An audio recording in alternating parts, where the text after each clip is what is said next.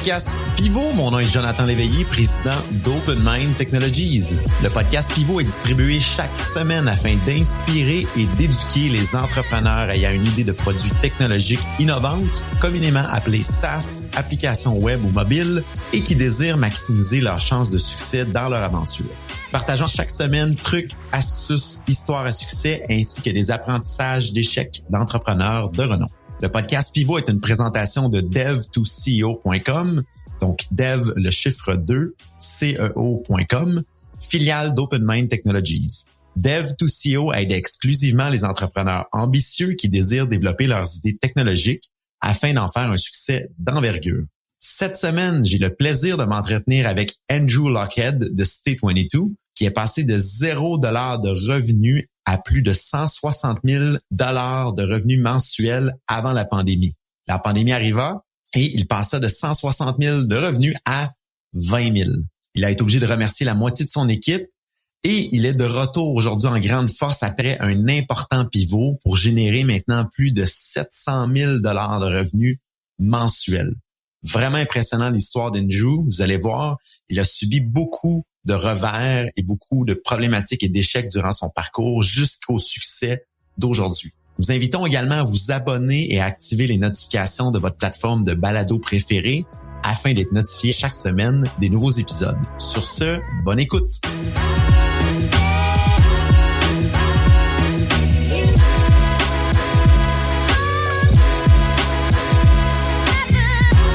Andrew Lochhead de la compagnie Stay22. Bienvenue parmi nous aujourd'hui, Andrew. Merci beaucoup d'avoir accepté de venir partager ton expérience et ton parcours avec notre auditoire. Mais d'abord, Andrew, comment vas-tu aujourd'hui? Ça va très bien. Un bon début de journée. La semaine se passe très bien. Puis on a atteint 3 milestones cette semaine back-to-back. Donc, on est bien content. Bravo, content d'entendre ça. Un, que tu fonctionnes en milestone, puis en plus que tu les atteins. Bravo, ouais. Je suis content d'entendre ça.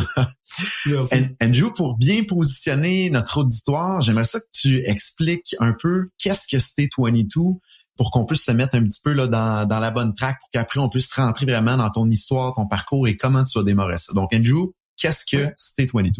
Donc, c'est tout le travail des plateformes qui peuvent être dans le domaine du voyage ou de l'événementiel. Donc, autant par exemple avec des Evenco qui sont des organisateurs d'événements qu'avec des plateformes comme Air Transat dans le domaine du voyage. Et ce qu'on fait, c'est qu'on les aide tout simplement à générer des nouveaux revenus tout en améliorant l'expérience de leurs utilisateurs. Et le tout va se faire principalement à travers un de nos produits qui est une carte interactive qui offre une panoplie de services comme de l'hébergement, des stationnements, des restaurants, des activités à faire à proximité de leurs différentes expériences. Puis à travers de ça, on a tout simplement réussi à partager des revenus supplémentaires pour eux, ce qui est un win-win pour tout le monde. Bien intéressant, Andrew. Maintenant, parle-nous un petit peu, parle-nous de toi, parle-nous de ton début en affaires, parle-nous du début de Stay22. On part du début, là, puis on remonte jusqu'à aujourd'hui. Partage-nous ton expérience, partage-nous ton parcours. On t'écoute, Andrew. Bien sûr, je viens d'une famille d'entrepreneurs. J'adorais ce que mon père faisait. Je trouvais ça le fun de voir sa liberté, de pouvoir gérer les ressources humaines, la vente, le marketing. Ça m'a donné la piqûre. Donc, ce que j'ai décidé dès le départ, c'est de pouvoir aller apprendre l'anglais parce que je parlais zéro anglais. Donc, j'étais allé à John Abbott College pour apprendre puis me débrouiller un peu. Et ensuite de ça, ce qu'on m'a dit, c'est t'es mieux d'aller faire directement tes certificats, d'aller chercher les papiers. Donc, j'étais à l'université pour parfaire mes connaissances. À l'université, je me suis beaucoup impliqué dans les associations étudiantes qui étaient très similaires à gérer une business. T'as un budget, on avait un centre de carrière, on avait un café étudiant, on avait plusieurs millions de dollars à pouvoir investir pour les étudiants. Donc, j'ai vraiment retrouvé la passion de l'entrepreneuriat à travers le tout. Dès que je suis sorti de l'université, j'ai lancé ma première entreprise qui était une billetterie étudiante. On a roulé ça pendant 10 ans, puis justement, on l'a vendu il y a quelques semaines. Donc, ma première exit, ce qui est bien excitant. Et ensuite, j'ai lancé une deuxième entreprise qui, elle, a été un complet échec. Ce qui m'a amené à Stay22 aujourd'hui, qui est un mix, dans le fond, entre ma billetterie, donc le domaine événementiel, le domaine plateforme, et également le domaine du voyage média dans lequel on travaille. Et d'où Stay22 est né. Vraiment intéressant. Puis, parle-nous un petit peu, si on se concentre sur Stay22, comment ça a débuté? Je pense que tu as des partenaires là-dedans aussi. Quelle était la genèse un peu de l'entreprise? De où vient l'idée? Parle-nous de ça. Donc, mon cofondateur avait levé de l'argent pour lever une compagnie de voyage, puis il s'en allait faire une compétition directement avec les plus grosses agences de voyage. Donc, Booking.com, Expedia, il a brûlé tout l'argent complet. Il était pas capable de pouvoir réussir à rejoindre les utilisateurs de façon positive à long terme. Et moi, de mon côté, j'avais une billetterie étudiante, puis je suis capable de pouvoir rejoindre des centaines, voire des millions d'utilisateurs tous les mois sans mettre aucune dépense en marketing. Donc, quand on a discuté ensemble, on se rend compte comme quoi chacun avait une petite partie d'information qui était pertinente. Puis en mettant nos deux connaissances, expertises ensemble, on a vu une super belle opportunité de pouvoir réussir à faire le tout. C'est comme ça que c'est 2020. En l'espace de 3 semaines, on a réussi à arriver au premier MVP. On est entré ensuite dans un incubateur à Denver, Colorado pendant 4 mois pour vraiment réussir à le mettre sur place, tester le product marketing fit, vérifier comme quoi on avait vraiment quelque chose qui était pertinent. Puis de suite, on est revenu à Montréal, puis on a vraiment commencé à expandre l'entreprise à partir de ce moment-là. Vraiment intéressant, Joe. Parle-nous un petit peu de l'échelle de temps. Là, on se situe en quelle année environ quand il y a eu cet aimant-là du départ de State 22 puis de l'incubation également aux États-Unis? Là. Donc, ça fait exactement 6 ans. On fête nos 6 ans en octobre ce mois-ci. Donc, on a fait ça octobre à Denver, Colorado. Quand on est revenu après ça à Montréal, on était environ au mois de juin pour le premier accélérateur qu'on a fait, qui était Founder Fuel, donc le plus gros accélérateur au Canada à ce moment-ci. Puis ça, c'est en juin 2016. Non, juin 2017, excuse-moi. Et qu'est-ce qui fait que vous avez décidé d'aller faire un accélérateur aux États-Unis? C'était quoi la motivation ou le fil conducteur derrière tout ça? Je suis curieux. Hein? Ben oui. Moi, je connaissais rien au domaine du voyage. Je déteste voyager. C'est un problème d'anxiété. Je déteste l'expérience. Comme tu peux pas savoir à quel point c'est un problème pour moi. Donc, quand on est arrivé dans le domaine, on s'est dit, j'ai pas le choix. Si je suis le cofondateur, il faut absolument que je connaisse qu'est-ce qu'il y en est. Puis c'est très complexe comprendre comment tous les processus sont en place, c'est quoi la fonctionnelle, tous les partenaires, les suppliers qui sont là-dessus. Donc, aller faire un incubateur là-bas nous a permis de vraiment mieux comprendre comment le domaine du voyage fonctionnait, qui sont les joueurs principaux, puis ça nous a ouvert également des portes dans l'industrie. Donc ça a vraiment été une très belle opportunité en plus du petit financement qu'il y avait avec de 50 000 $ environ canadiens. Donc Andrew, si je comprends bien, c'est un incubateur qui est vraiment spécialisé dans ce domaine-là. Exact. Donc c'est un incubateur qui était spécialisé dans le domaine du voyage. Donc c'est ce qu'on appelle un Global Distribution System, un GDS, qui prenait 5 entreprises par année. Donc on a eu la chance de pouvoir être accepté à travers ce programme-là. Vraiment intéressant. Puis après ça, vous avez transféré au Canada dans un autre incubateur qui est Founder Fuel. Je pense qu'il existe encore aujourd'hui. Oui, exact. Donc, on est transféré dans l'accélérateur Founder Fuel. Donc, comme le parcours normal, c'est incubateur, comme on essaie, on vérifie le MVP, l'accélérateur qui arrive derrière, qui donne un financement, donc le Rocket Fuel un peu. Puis la raison pour laquelle on a appliqué à celui-ci, c'est justement de pouvoir partir en affaires. Donc, on a testé le modèle, tout fonctionnait et on voulait aller chercher des investissements supplémentaires. Donc, comme j'ai pas de network, comme j'avais pas cette expertise-là, utiliser le modèle accélérateur est une façon pour nous d'aller plus rapidement au marché, pouvoir lever plus d'argent également, puis le tout évidemment plus facilement. Vraiment intéressant. Puis conte-nous, qu'est-ce qui s'est passé après? Parce que je pense que vous avez eu plusieurs pivots dans la vie de State 22 pour se rendre à une entreprise de succès aujourd'hui. Là. Oui, exact. Dès le départ, ce qu'on a voulu faire, c'est commencer directement dans le domaine de la billetterie. Donc, on s'est dit qu'on allait travailler dans mon créneau à moi. Donc, j'ai appelé tous mes compétiteurs. Je leur ai dit, hey guys, je vais lancer une nouvelle compagnie qui va vous servir. Voici comment est-ce qu'on va travailler ensemble. Et malheureusement, personne ne veut faire affaire avec moi. Ils sont tous, non, on a été en compétition pendant des années. C'est pas vrai qu'on va se servir de ta solution cette année. Donc, il a fallu qu'on fasse un pivot dans le domaine événementiel pour travailler directement avec des organisateurs d'événements. C'est ce qu'on a fait pendant pratiquement 1 an jusqu'à Founder Fuel. Ensuite de ça, on a une très bonne traction, plein d'événements embarqués avec nous autres, ça fonctionnait très bien. Le souci d'événements, c'est qu'on les voit une fois par année. Donc, ça rapporte beaucoup d'argent une fois par année, puis ensuite de ça, on les revoit pas pendant 12 mois. Dès qu'on a fini notre ronde de financement, on dit à nos investisseurs, merci, mais maintenant on change, on s'en va directement dans du volume, on retourne dans les billetteries. On a la crédibilité, j'ai assez d'argent pour être capable de pouvoir aller chercher le runway. On s'en va directement où est-ce que l'argent se situe. Et c'est comme ça qu'on a fait notre pivot pour revenir directement vers les billetteries. Et par la suite, COVID est frappé, donc pas de surprise en février 2020. On se rend compte qu'on perd 90% de nos revenus, donc on passe de 160 000 $ à faire à peu près 20 000 $ par mois. Et on se dit, bon, ben combien de temps ça va durer? Qu'est-ce qu'il faut qu'on fasse? Comment est-ce qu'on va passer au travers de cette crise-là? Est-ce qu'on est mieux de faire une hibernation ou on est mieux de se lancer en affaires puis continuer à aller chercher des parts de marché pendant que tout le monde est en train de fermer? Et c'est ce qu'on a décidé de faire. Quelle option vous avez choisi, Andrew, tu mentionnes? On a décidé d'investir, on a double down pendant la crise de COVID. OK. Je recule juste un petit peu en arrière. Tu mentionnais que vous avez été chercher du financement avant de décider de repivoter. Oui. Financement, je pense qu'il était... est-ce que c'était du financement canadien, du financement US que vous allez chercher? C'est un mélange. Donc, on a des investisseurs qui se retrouvent des deux côtés de la barrière. OK. Et là, tu dis, moi, j'ai l'argent dans les comptes, mais je change le plan que je vous ai vendu qui fait que vous avez mis de l'argent dans la business, right? 100%. Comment ça s'est passé quand tu leur as annoncé qu'on pivote, gang? Merci pour l'argent, mais on change de plan de match, là. Quelque chose que j'ai appris puis que j'ai découvert à travers le temps, c'est plus on est early, plus on est au départ de l'aventure, plus les investisseurs vont pas investir dans le produit, dans le marché, mais ils investissent vraiment dans les entrepreneurs. Donc, ça s'est très bien déroulé. Il n'y a pas eu de surprise, il n'y a pas de non, on s'est entendu là-dessus, voici ce que tu dois faire, puis moi, je vais te dire quoi faire. Bien au contraire. Voici le million de dollars qu'on avait promis dessus. Maintenant, utilise-le de la façon que tu veux. Si tu veux faire la modification, pas de problème. Dis-nous comment est-ce qu'on est capable de pouvoir te supporter à travers le transfert. Ils ont investi à travers Ahmed et moi, l'équipe de cofondateurs, puis on dit, si vous pensez que c'est ça qui est le mieux pour la business, allez-y, on vous supporte à 100% puis là-dessus. Et là, ça a vraiment été une bonne tape dans le dos de faire, oh my God, on a des bons partenaires qui sont derrière nous autres, on est capable de pouvoir faire ce qu'on veut puis ils font confiance. Ça donne vraiment un pouvoir supplémentaire. Vraiment intéressant.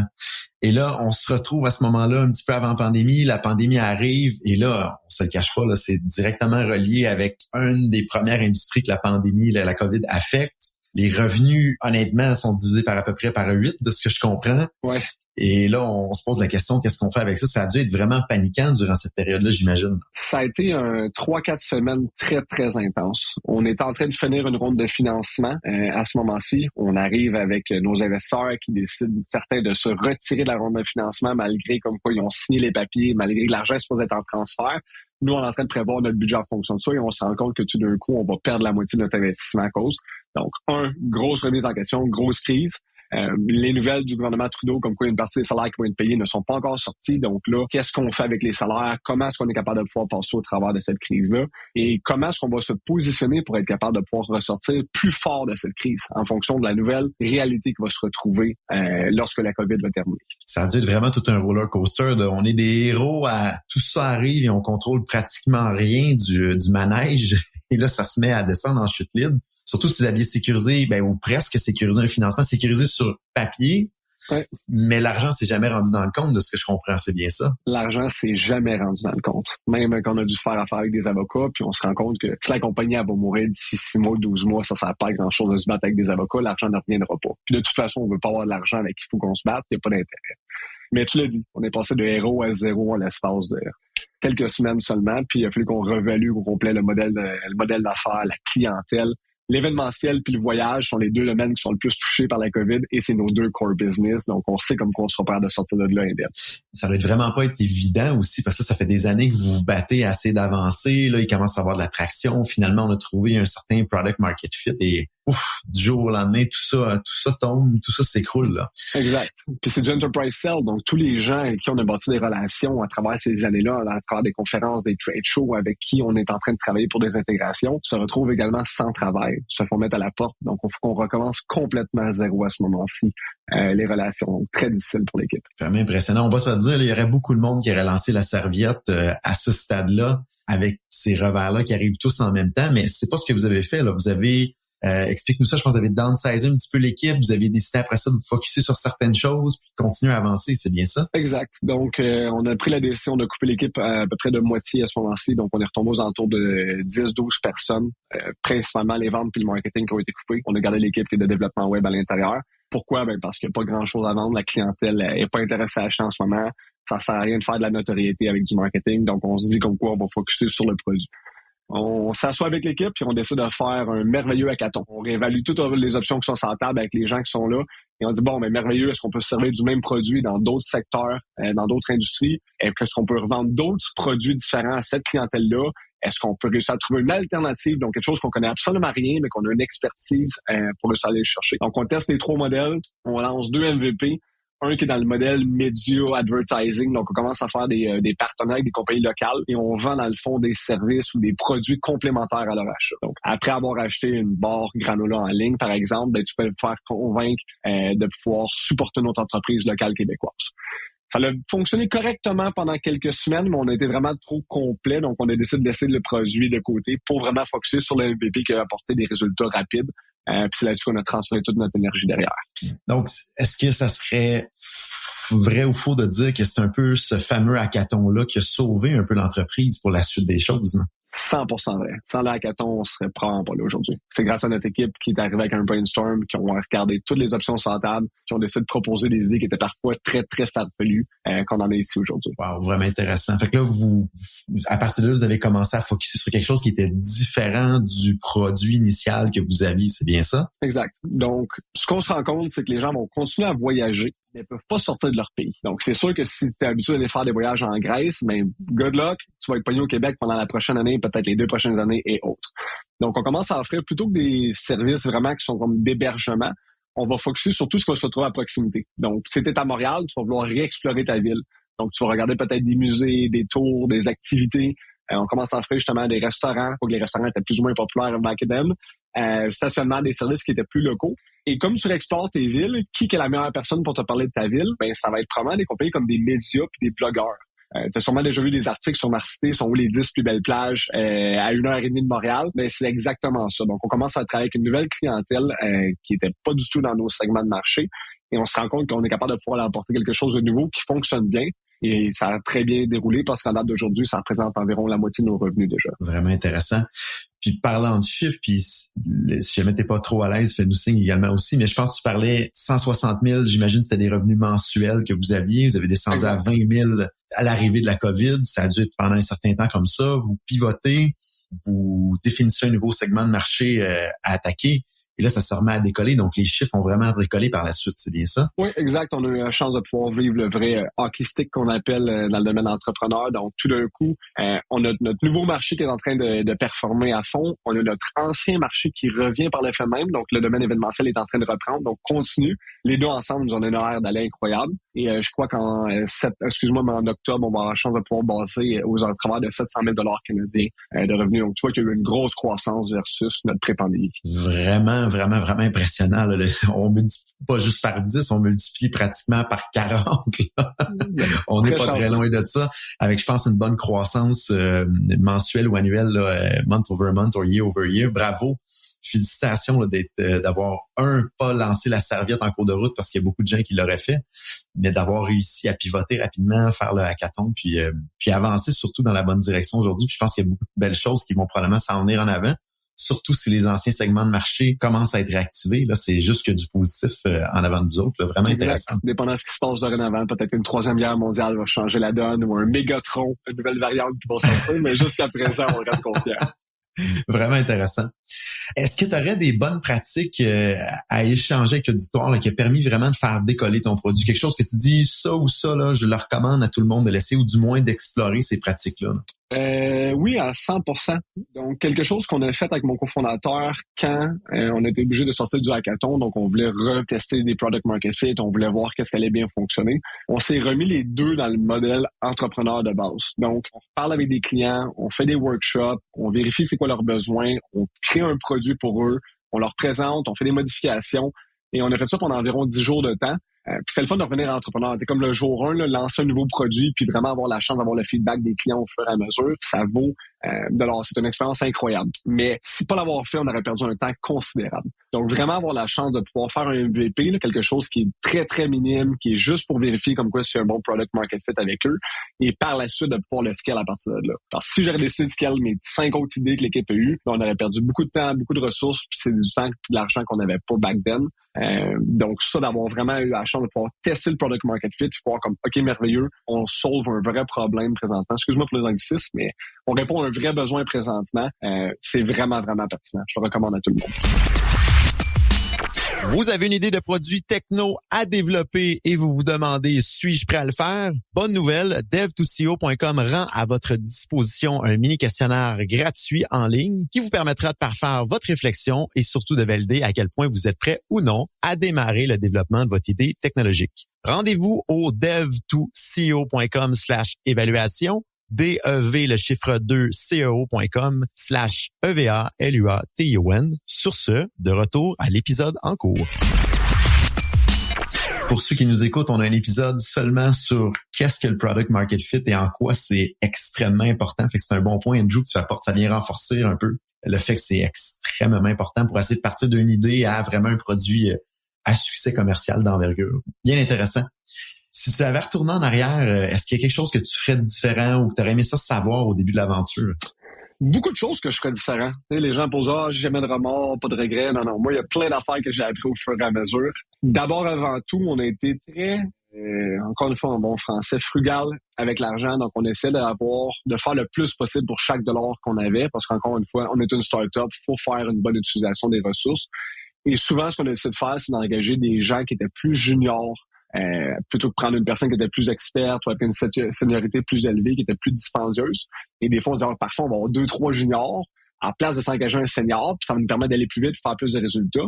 Et ce qui se passait derrière, c'est qu'on arrivait 6 mois plus tard, des fois 1 an plus tard. Et si ça fonctionne pas, on a encore la même question à savoir, est-ce que ça fonctionne pas parce que le product market fit est pas là, les personnes sont pas en place, ou c'est parce que les gens qui sont sur place ont pas l'expérience, ont pas les connaissances, ont pas les réseaux qui étaient derrière.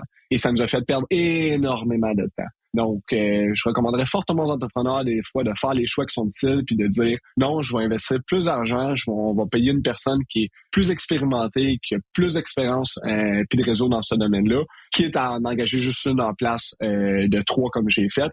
Puis au moins arriver avec une conclusion derrière. Parce qu'après ça, vous pouvez savoir que si là, une personne, ça fonctionne, merveilleux, on refait ça une deuxième fois. Et si ça fonctionne pas, mais on passe à autre chose. Au moins, on a une réponse. C'est tellement un sage conseil parce que nous-mêmes, chez OpenMind, dans notre incubateur de produits, l'Open Lab, on l'a vécu, ce fameux cercle vicieux-là de dire, bon, on va engager 2 personnes au lieu d'une, un peu plus juniors, on va les coacher, on va leur donner des livres à lire, ils vont réussir à s'auto-former avec les bonnes pratiques au marché.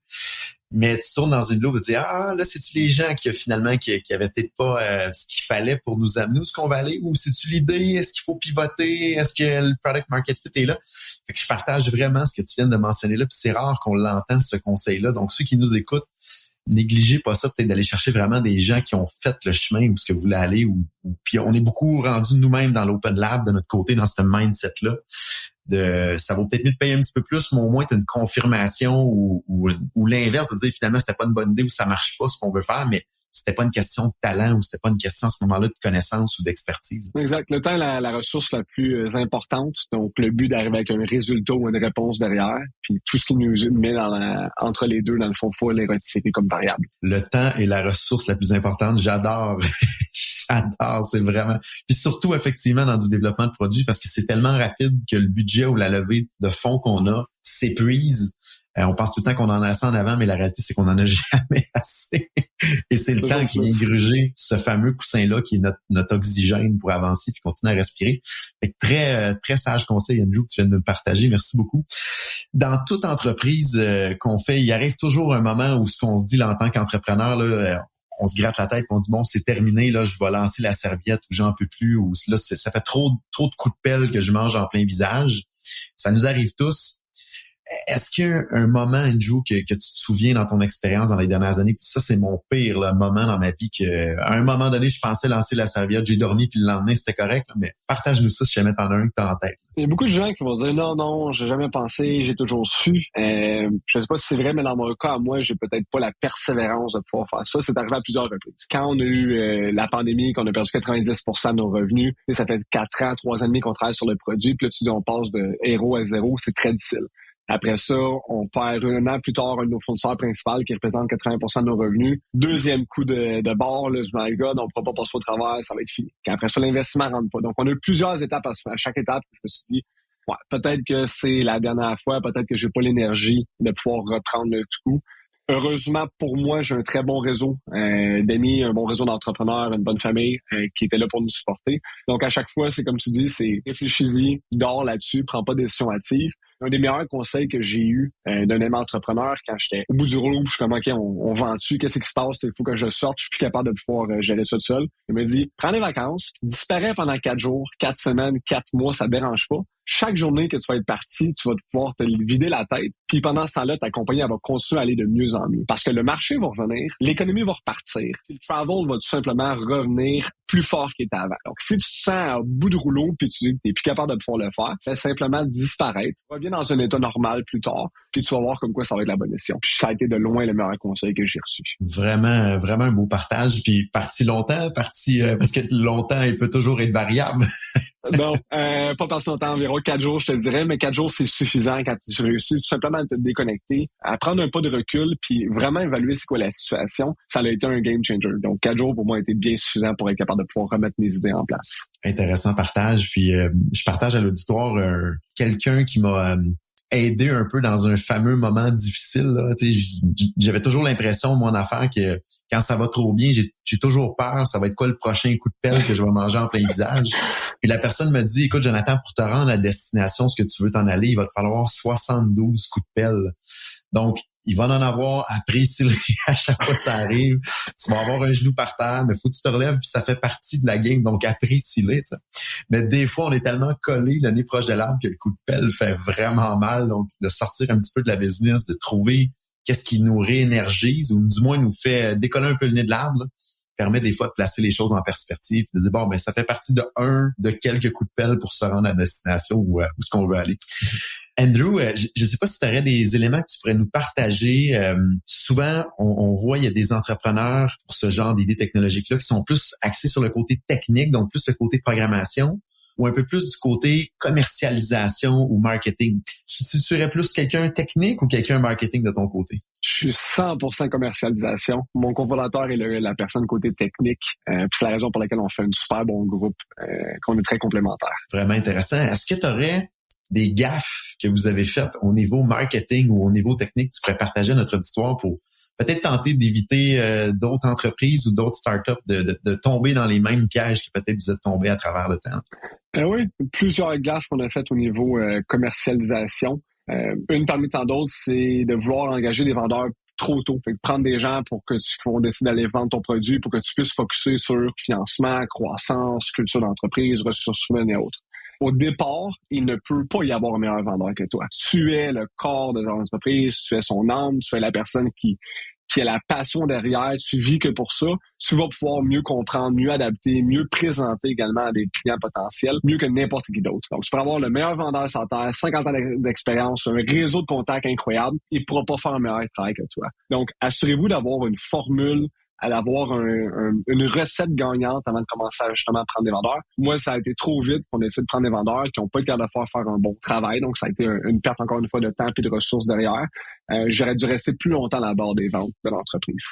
Et à quel stade, selon toi, selon ta perception, que ça commence vraiment la peine d'engager des vendeurs? Tu parles qu'il faut qu'il y ait une recette en place, mais c'est quoi pour toi une recette? C'est quoi ce fameux moment d'inflexion là qu'on peut commencer à déléguer à ce niveau-là? Ouais. Ils disent que le moment que tu peux, selon les livres, la nomenclature, à partir qu'une personne peut faire 75% de ton travail, aussi bien tu devrais la laisser aller, puis l'optimisation va se faire au fur et à mesure. Par contre, 75% quand tu es en vente, est-ce que c'est quand c'est rendu 50% de ton temps? C'est quand c'est 25% de ton temps quand tu es rendu évidemment à faire 80 heures semaine, à faire tellement de ventes que tu es plus capable de pouvoir gérer? Je crois que ça va être différent pour toutes les entreprises, dépendant si tu es en B2B ou en B2C, évidemment, la relation va être très différente aussi.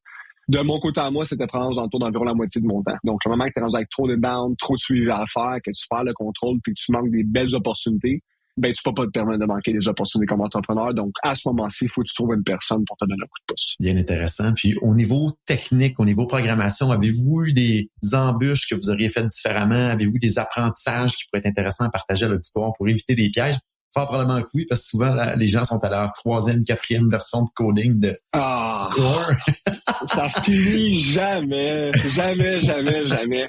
On a un nouveau directeur de l'ingénierie puis du produit depuis 1 an, puis il est rentré puis il a dit « Votre tech debt est tellement lourd, ça n'a aucun sens, on recommence à neuf. » Et pourtant, je me suis dit, la dernière personne qui était rentrée m'avait dit la même chose, puis la personne d'avant, il y a toujours du tech debt parce qu'on veut faire les choses rapidement, puis on veut aller chercher justement les résultats rapides, donc on décide de mettre des choses de côté, mettre moins de documentation, mettre moins de notes également au dossier. Donc, il faut trouver juste un balance, je pense, entre les deux à ce niveau-là, mais évidemment, il faut prendre un choix qui va être pour le long terme. Donc, une fois qu'on atteint ce product market fit-là, qu'on sait que ça fonctionne, mais je dirais qu'il faut commencer à mettre tout de suite du temps et de l'énergie pour le long terme, parce que sinon, ça va vous rattraper trop tard, puis il va falloir recommencer à neuf à ce moment-ci. Vraiment intéressant. Puis tu parles de dette technique. Pour ceux qui nous écoutent, on a un épisode numéro 8, qui est entièrement dédié à ça, puis t'apporte un bon concept que il en faut de la dette technique, parce que s'il y en a 0, ça veut dire qu'on n'a pas été assez rapidement, puis probablement qu'on a trop fait les choses de manière parfaite, donc on épuise de la ressource, du temps, du budget, de l'énergie sur quelque chose qui faut pas nécessairement qu'il soit parfait, mais faut pas en avoir trop non plus. Et chaque personne qui rentre dans le projet de l'extérieur découvre toujours généralement plus de dettes que ce que nous, on en perçoit à l'interne. Fait que c'est quoi vraiment, dans cet épisode-là, numéro 8, on traite vraiment là, sur comment essayer de limiter cette dette technique-là, de ne pas en avoir trop, mais d'en avoir assez. C'est quoi les outils? Donc, on vous invite, là, ceux qui sont curieux à en savoir plus. Épisode numéro 8 qui est entièrement dédié à ce sujet-là. Fait que c'est un bon point que tu apportes, Andrew, à ce niveau-là. Est-ce qu'il y a autre chose aujourd'hui, Andrew, que tu aimerais partager avec l'auditoire? Des bons coups, des échecs que tu as eus, des techniques que tu aimerais partager? Je serais curieux de savoir s'il y avait autre chose que tu voudrais partager avec l'auditoire. Oui, bien sûr. J'ai eu la chance de pouvoir faire les 2 parcours. Donc, de faire une entreprise qui est bootstrap, qui a pris 10 ans avant de pouvoir compléter l'aventure au complet puis de pouvoir la vendre. Et je suis dans une autre aventure présentement. On est rendu à 6 ans, on a levé des fonds. Donc, souvent, l'expertise d'autres entrepreneurs qui veulent se lancer, ils disent « Ah, il faut absolument que j'aille chercher du financement, il faut que je lève des fonds, c'est super important. » C'est devenu très populaire parce qu'entrepreneur est rendu à la mode depuis environ 5 ans. Tout le monde veut se lancer en affaires. La pandémie a également accéléré cette tendance-là. Lever des fonds n'est pas la solution. Lever des fonds est un chemin qui est différent, qui va permettre de se rendre probablement au même endroit dessus. Donc, il faut prendre une décision qui est aguerrie en fonction de ce que vous voulez comme personne. Parce qu'en ce moment, quand vous êtes entrepreneur, vos clients sont généralement vos boss puis ceux qui décident. Mais du moment que tu lèves des fonds, c'est une relation qui est différente. Tu es rendu avec un conseil d'administration, tu vas avoir des investisseurs derrière qui vont devoir vous suggérer comment est-ce que vous devriez dépenser les dépenses, quoi faire avec l'argent, qu'est-ce que vous devez faire comme au niveau du produit. Donc, de pas nécessairement penser comme quoi, faut absolument que j'aille chercher du financement, c'est important, c'est la solution pour réussir. Bien au contraire, le moment que vous voulez avoir du financement, si vous avez trouvé une bonne entreprise, une bonne idée qui fonctionne, vous allez pouvoir prendre ce chemin-là, mais c'est pas la seule solution parmi d'autres. Et comme tu disais tantôt, Andrew, si on va lever du financement, ne jamais ouvrir le champagne avant que l'argent soit dans le compte. On l'entend souvent, celle-là. Tout le monde me l'a dit, puis j'ai dit aucune chance, les papiers sont signés. Les premiers chèques ont commencé à rentrer. J'avais déjà planifié l'expansion budgétaire. Tout était fait. Et il a fallu exactement qu'arrive ce que les gens m'avaient dit. Ne célèbre pas, comme tu dis avant. Faut que tu aies l'argent dans le compte avant de faire quoi que ce soit. Donc, je l'ai appris à la dure. Donc, des fois, l'encre n'est pas séchée. L'encre sèche seulement quand l'argent est dans le compte. Exact. Vraiment intéressant. Est-ce que tu as des livres qui t'ont inspiré, qui t'ont permis d'avancer dans ton parcours, que tu aimerais partager? Je vois que là, les gens ne le voient pas, mais tu as quand même une belle bibliothèque en arrière. Si jamais tu as des livres qui pourraient être bénéfiques pour les gens, de dire ce livre-là, ça a été un point d'inflexion pour moi dans ma compréhension de comment amener ça à succès, ou ça a été un game changer. Je serais curieux de t'entendre là-dessus aujourd'hui, Andrew. Plusieurs livres. Quelque chose que j'ai bien aimé qui m'a permis de refocuser. Donc, une fois que tu es plus avancé, il faut que tu décides de choisir les tâches où tu vas apporter le plus de valeur pour ton entreprise. Puis Rocket Fuel de Gino Wickman a été un de ceux-là. Donc, comment est-ce que je vais me diviser avec mon COO, mon directeur des opérations, a été un moment marquant parce que sinon, tu veux toucher à tout, tu veux être responsable de tout, tu veux être la personne au centre de ton entreprise. Puis plus ça avance, quand tu es rendu à une équipe de 25, ça augmente, ben tu te rends compte que tu peux pas totalement être au centre de ton entreprise. Faut que tu la supervises, faut que tu travailles sur la business et non dans la business. Et ça m'a permis de passer de travailler 1 heure par semaine à réduire ça. Donc maintenant, j'ai vraiment le meilleur work-life balance. Puis non, donc ouais, je te dirais que probablement que Rocket Fuel a été un très bon livre pour ça. Bien intéressant, Andrew. Puis tu mentionnais que tu avais plus un aspect marketing, commercialisation. Est-ce qu'il y a des ouvrages que tu as vus ou des sites ou des channels YouTube que tu es abonné que tu voudrais partager avec les gens pour peut-être les aider à évoluer sur cet aspect-là qui, on se le cachera pas, est souvent le plus grand aspect négligé, puis c'est souvent la raison pour que les produits technologiques ne se rendent pas à destination à succès, parce qu'il manque un focus puis un aspect marketing puis un aspect commercialisation. Oui, il y en a un pour ça que je suis justement terminé récemment. Ça s'appelle The Challenger Customer. C'est vraiment pour du B2B, du Enterprise Sales, mais ça a été très utile. C'est par Brent Adamson. Et ça l'a permis du moins de mieux comprendre comment faire des ventes quand tu es dans un long sales cycle. Nous, on parle de 3, 6, 12, 24 mois des fois. Il y a plusieurs personnes qui sont impliquées dans la vente. Il faut vraiment bien comprendre le processus complet de MEDDIC là, que mon directeur des ventes touche. Donc, je pourrais le recommander. Bien intéressant.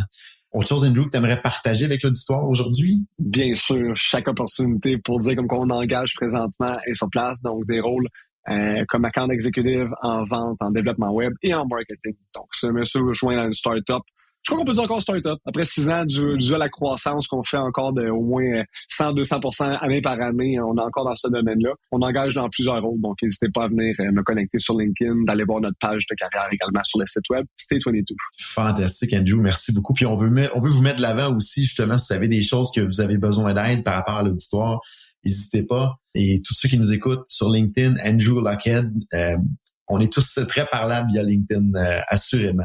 Andrew, un grand merci pour ton partage aujourd'hui. Je pense que ça apporte beaucoup à la communauté, que tu puisses nous ouvrir un petit peu comment ça se passe chez vous et ton expérience. On aura peut-être la chance de se reparler dans d'autres podcasts. J'ai quelques idées de sujets qu'on pourra peut-être creuser un peu plus loin si jamais ça t'intéresse. Mais merci beaucoup pour ton temps aujourd'hui, très apprécié. Et à tous ceux qui nous écoutent, je vous dis à bientôt. Merci, Jonathan.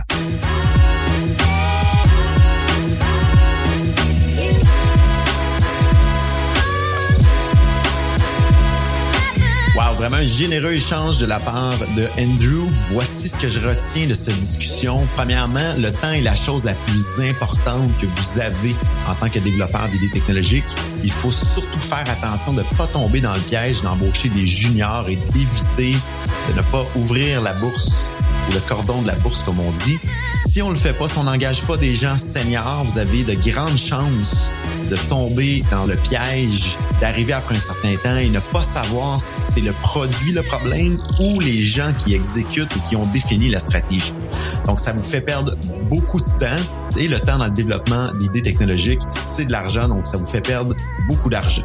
Ensuite, vous êtes le meilleur vendeur de votre entreprise. Soyez, comme on dit en bon français, boots on the ground, surtout au début pour bien comprendre ce qui se passe avec le client, c'est quoi ses problématiques, mais surtout d'être capable de faire des ventes rapidement.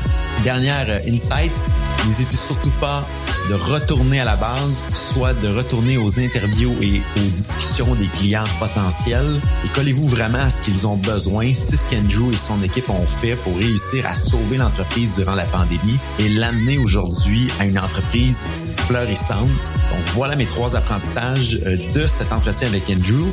Merci à tous d'avoir été des nôtres cette semaine. Si cet épisode de podcast vous a plu, on vous invite à le partager sur les médias sociaux et à vous abonner pour recevoir les alertes des nouveaux épisodes sur votre plateforme de balado préférée. Je vous invite également à continuer la discussion sur LinkedIn. Mon nom est Jonathan Léveillé, président d'Open Mind Technologies. N'hésitez pas également à me soumettre vos idées de sujets et idées d'invités. À la semaine prochaine.